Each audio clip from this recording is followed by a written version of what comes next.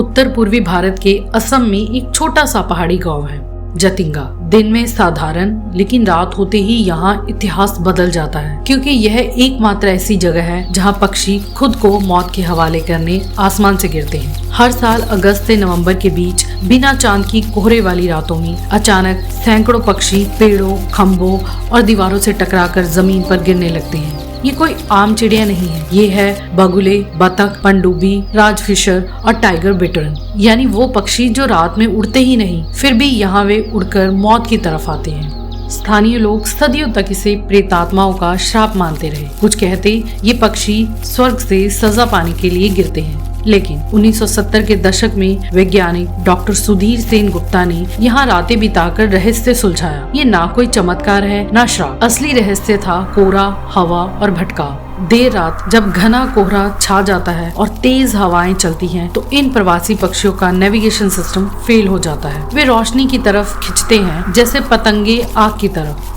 जतिंगा पहाड़ी की चोटी पर बसा है। रात में किसान फसल बचाने के लिए मशाल और लालटेन जलाते हैं। भटके हुए प्रवासी पक्षी कोहरे में उन रोशनियों को भ्रमवश आसमान समझ लेते हैं और तेजी से उनकी तरफ उड़ते हैं, फिर दीवारों और पेड़ों से टकराकर गिर जाते हैं। पहले एक रात में 500 से अधिक पक्षी मर जाते थे, लेकिन अब वन विभाग और ग्रामीणों ने जतिंगा पक्षी संरक्षण समिति बनाई है। अब खतरनाक रातों में मशालें नहीं जलाई जाती। गिरे हुए पक्षियों को सेहतमंद करके सुबह जंगल में छोड़ दिया जाता है। फिर भी विज्ञान सब कुछ समझ नहीं पाया है। क्यों सिर्फ यह गांव, क्यों सिर्फ ये कुछ प्रजातियां, और क्यों पक्षी बिना किसी डर के अपनी मौत की तरफ उड़ते हैं। जतिंगा आज भी उतना ही रहस्यमयी है, पर अब वहाँ मौत नहीं बल्कि बचाने की कोशिश चलती है। शायद यही सबसे बड़ा संदेश है कि प्रकृति के हर अनसुलझे रहस्य के पीछे हमें इंसानियत से काम लेना चाहिए, ना कि डर से। यह कहानी है जतिंगा की, वह जगह जहाँ पक्षी आसमान से गिरते हैं और इंसान उन्हें फिर से उड़ना सिखाते हैं।